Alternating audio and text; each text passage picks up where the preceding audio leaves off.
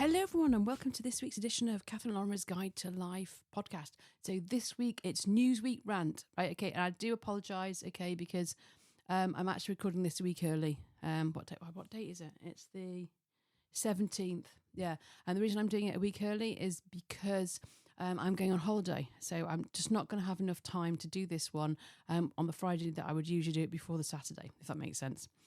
So some of these things I'm ranting about, some of them actually I didn't mention from last times, and then there'll be some things that probably annoyed me that have happened in the week at the end next week. So they'll be in November. Does that make sense? I hope it does. It makes sense in my head anyway, which is all that matters. So first of all, how are you guys doing? I had some amazing feedback. Thank you, one of my listeners. She messaged me and she said she loves listening to my podcast. And do you know what? It's awesome. It's great. I'm glad that you really enjoy it. Thanks. And just to you, I think you have overcome a massive battle. And I think you are amazing for kind of like getting back and getting up and doing things again. You know who you are. So what's annoyed me this week, okay, or this month even, and actually this one was from last month, and I forgot I mentioned it. So obviously we'll start with Trump, won't we? Well, as we speak now, he's obviously brokered a deal, peace deal, which I'm not going to go into. Whether or not it'll last, I don't know, but there we go. But he came up with this bizarre connection, didn't he, in September between autism and paracetamol, which is just quite frankly absolutely ludicrous. And you kind of think there was no kind of like hard evidence for this. I mean, you know, does he have a share in another drug company that, you know, doesn't make paracetamol? Or I question the whole thing, you know, what's his motive behind it? And that's kind of like something, as I say, I've got a history degree, and one thing that I was taught is always to have a look and see why the reason things might be said, okay? Because everybody's got their own agenda, okay? My agenda is for people to like my podcast and listen to it, and for hopefully it, you know, to help them and inspire them to go out and do things, and also make them laugh. Hopefully I do that. So you have to think, what was his agenda for saying that? Anyway, so that's all kind of quieting down. And then he's like, after going that one, he's now brokered a peace deal. So anyway, I don't know. And maybe Israel have got shares in some other drug company. I don't know. I wouldn't be surprised. So yeah, farmers in Liverpool. I'm going to do quite a bit on farming this week. I've got a few farming friends, and they are struggling. Okay. If anyone who doesn't know, I did do the accounts of a farm in a small country estate, and the costs are just astronomical unless you do it yourself. If you want to employ a workman, it's, you know, you can't. So you actually have to work 365 days of the year. How many of us do that? I mean, even I give myself a Sunday off and the weekends off. You know, that's an awful lot of work goes into farms, and it's not just, they start about 6 o'clock in the morning. And you know, some of my farming friends don't finish until about 7 o'clock at night. So they put a lot of work into this for not, you know, particularly much pay. You know, if you're in milk, for example, you don't set the price you get for your milk. That's set by the milk companies. And some months you'll get more, or some quarters you'll get, however you get paid, you'll get more than you did the last one. And sometimes you'll get less. And it's really difficult to kind of run a business on that. And, you know, it's difficult as well. It's just really hard because the EU subsidies aren't there anymore either. I remember that's right, I had a bit of a rant on social media because it's to do with Rachel Reeves and the whole kind of like inheritance tax and how this is going to affect farmers. I haven't really looked into it. I just know farmers are really cross about it. They'll have had their accountants looking at it. So there must be something in it somewhere. And so farmers in Liverpool, we can't afford to feed you anymore is the message. Okay.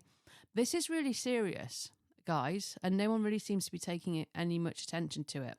We are out of the EU, okay, which means we're no longer part of a single market. So if we want to trade, okay, and buy food from the EU, okay, we have to just accept and pay whatever tariffs they put on their food. And well, you guys, you know, you're running out of farmers. Your farmers are all giving you up. They're all selling the land for houses or, you know, whatever. And you can't afford to feed your own population. You could desperately need us, so let's whack the tariffs off and make as much money from this as we possibly can. They're not going to go around and say, oh, that's okay, we feel really sorry for you because you voted to leave us and we'll help you out. That's not how it happens. That's not what happens. And it is really, really worried also because everyone's talking about immigrants and Nigel Farage and whatever his, I can't remember what his party's called this time. They're all talking about immigrants coming into the country. But the fact of the matter is that immigrants are filling, illegal immigrants I'm talking about, are filling essential jobs like fruit picking, working in care facilities, care homes, health services, because they're the jobs that Brits, that we don't want to do. And it's the same across Europe. So we have to be really, really careful, not to kind of or to actually have a look at the facts of everything, okay, people coming over in boats, it's not great, and they're coming over illegally, and that's a big issue. I don't know what the answer is. I think the Prime Minister said ID cards. I don't have an issue with an ID card. If that will work, then, it'll probably work. I don't know. So there are a couple of other things that kind of really, really annoyed me this month that I've read. So there's a mum, okay, with a really rare cancer type, okay, right? She's only been given 5 years to live, okay, and she's an amputee, right? So she obviously struggles mobility-wise. Okay, so she said to her local council, right, this is my situation. I have only got 5 years to live. I think it's some kind of rare bone cancer, I think it was. Would it be okay if you take this into consideration, the fact that I struggle mobility-wise, if my daughter goes to the closest school to where I live? Okay, I don't think that's an unreasonable request, really, is it? Okay, right? Now, anybody with any ounce of decency, okay, would have looked at that case and gone, yeah, do you know what?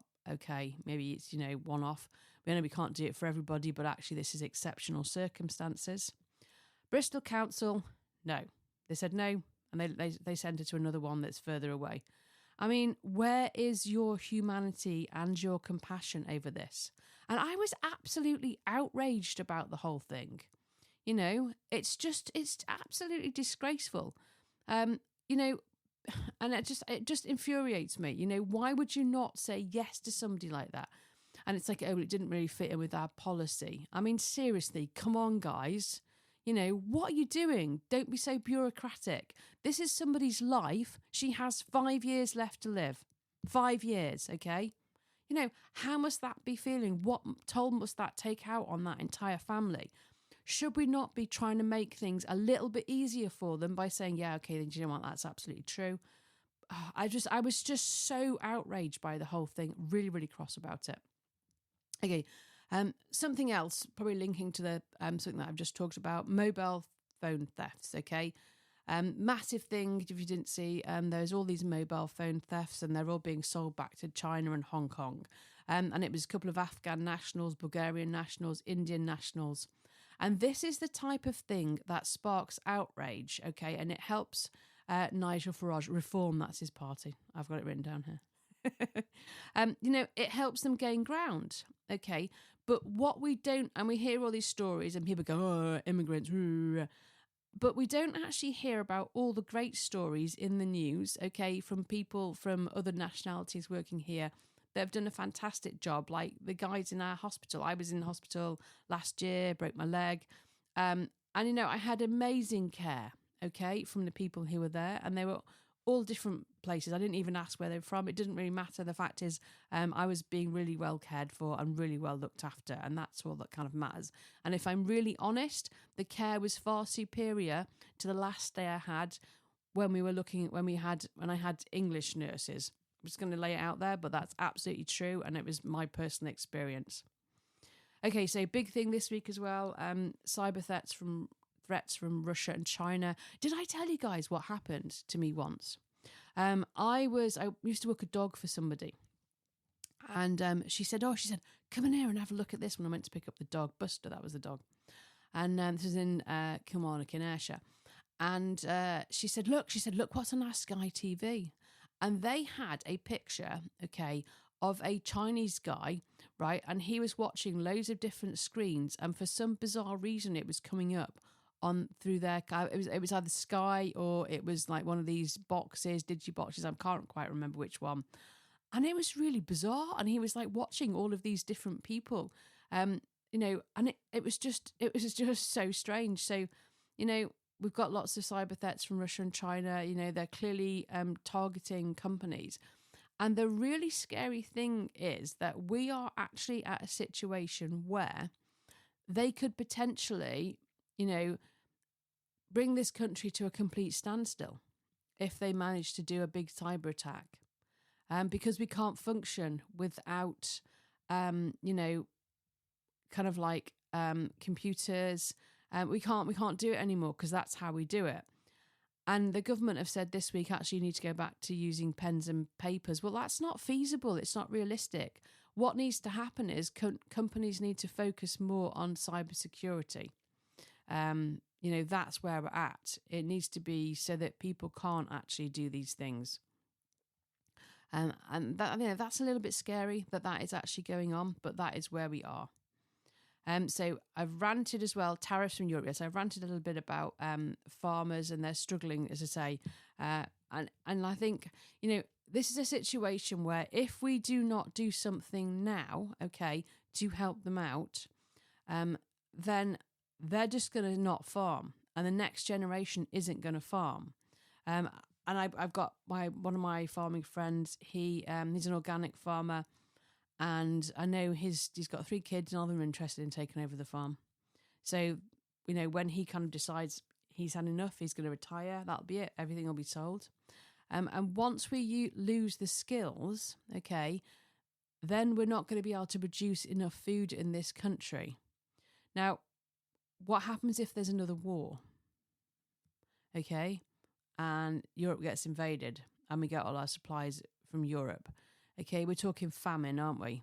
And this is, this is really, really important, and people just don't really seem to be getting. They're like, oh yeah, farmers moaning again, but that's kind of where we are. And what we should be doing is kind of supporting British farming. I've actually shared some of Jeremy Clarkson's posts in my social media. Never thought I would do that, if I'm honest. Never really liked the guy. Thought he was a complete arrogant beep. I can't find the beep button, but I think he was on Top Gear. But he's done an awful lot actually for British farming. He's really aware, made everything kind of heightened awareness. That's what I'm trying to say. And I think he's it's pretty great. It's awesome what he's done. And he's got this pub and he just sells local stuff that's produced on his farm, or locally anyway. Maybe it's not all produced on his farm. And then also alcohol that's made by British products. And it seems really, really popular. I mean, he's in the Cotswolds where they do have lots of money, okay, to buy these types of things. And that's that particular market. Okay, he's also doing quite a lot for farmers' mental health. A lot of farmers commit suicide because it's, again, really stressful because you've got long hours. And finance is really stressful because quite often you don't get all the money in at one go. And as I say, it's difficult to control the costs. When you're buying kind of everything from fertilizer, prices go up and down. And if you bought it at the wrong time and then prices go down, that has a financial impact. And the same way, if you haven't bought it and prices shoot up, then that's going to affect your margins. And if you've had a rubbish crop this year, the ground's been so dry, grass hasn't grown properly. And, and we're already talking about, hey, our hay's just gone up by £5 a bale because that's the cost of it. Probably because the people who make it, to get contractors in, they probably haven't made as much money because, the grass hasn't grown as much. So they're having to increase their sort of like costs in order for them to kind of, pay everybody and make a profit. And, and so consequently this year you've got farmers who are already financially struggling. Rachel Reeves come along and said, actually, all these stuff about inheritance tax, which maybe I'll have a look at that another time and see exactly what it is and go into the detail of everything. And it's, you're kind of thinking, well, and then also the crops won't have done very well because we haven't had any rain over the summer, which is the main growing period. It's a worry. It's a big concern, okay? It is a massive concern. And I had a bit of a rant to my partner and he's like, you can't really do anything about it. And I thought, actually, do you know what I can? Because I can highlight it in my podcast that I'm really concerned about this. I think it's a big issue. John Swinney. Okay, right. I was in Scotland, right, with the first independence referendum, and the atmosphere was absolutely appalling. I was English. I was scared to open my mouth because I was posh English. I'm not posh, but I did sound posh. I don't know why. The more I drink, the posher I sound, but hey, that's just a thing.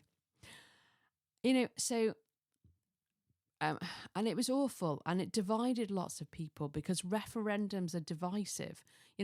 We're still recovering from Brexit, really, aren't we? And then if we are heading into dangerous times with cyber attacks from Russia and China, potential issues with crops being produced, because what happens at the moment, if you didn't know, if there's like a shortage in one area, then say, like, for example, I know that Scotland have had slightly wetter. They probably produce a lot more haylage and hay. So what will happen is it'll be bought from down south from Scotland and shipped down. And then that works both ways. Well, if you then cut off Scotland from the rest, I mean, it might be a situation where Scotland don't produce as much hay, because I've known that's happened when I was up there. They had a really rubbish year. They hardly had any hay, and I didn't really have much haylage either, and we had to buy it, and it became very expensive and really scarce. And they managed to buy it from down south. So if you then kind of like saying, let's have a referendum, and let's say we're two separate countries, and then each one can then kind of like put tariffs on the other one, a bit like being the EU.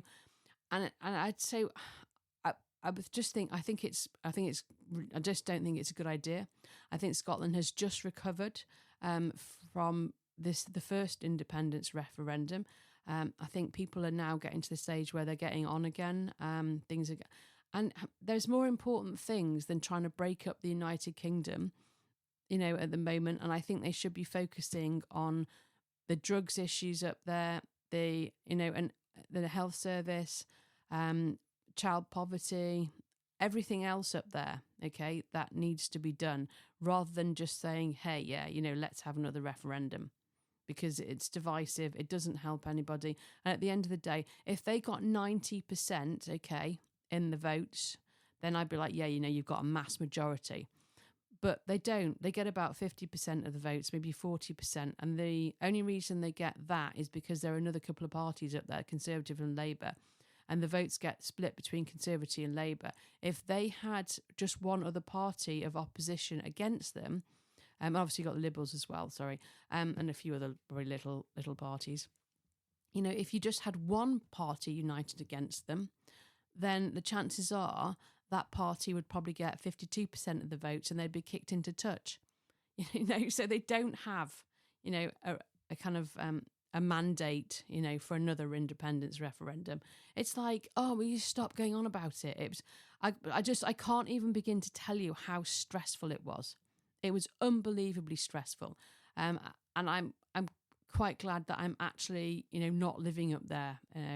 Just because they're talking about it again, it kind of brings me out in hives. It was just absolutely horrendous. I remember I got a new chair because like the old one was broken, and someone said, oh, you're going to have to give that back because I'm English. When after we vote when we vote yes, and whatever day it was, maybe it was a Wednesday. I can't remember what day the referendum was. It was a Thursday, wasn't it? You'll have to give it back on Thursday. And I'm just like, seriously. And this was a Royal Medical College, so it's not as if it was, some kind of like factory somewhere. And it's just, I know, absolutely. And yeah, I did actually report that. I actually had a bit of a rant. And one thing about living in Scotland is I'm not afraid to speak up anymore. Before I probably was. Living in Ayrshire, though, they're also opinionated, feisty, and also working in Glasgow as well. They're all kind of quite militant up there.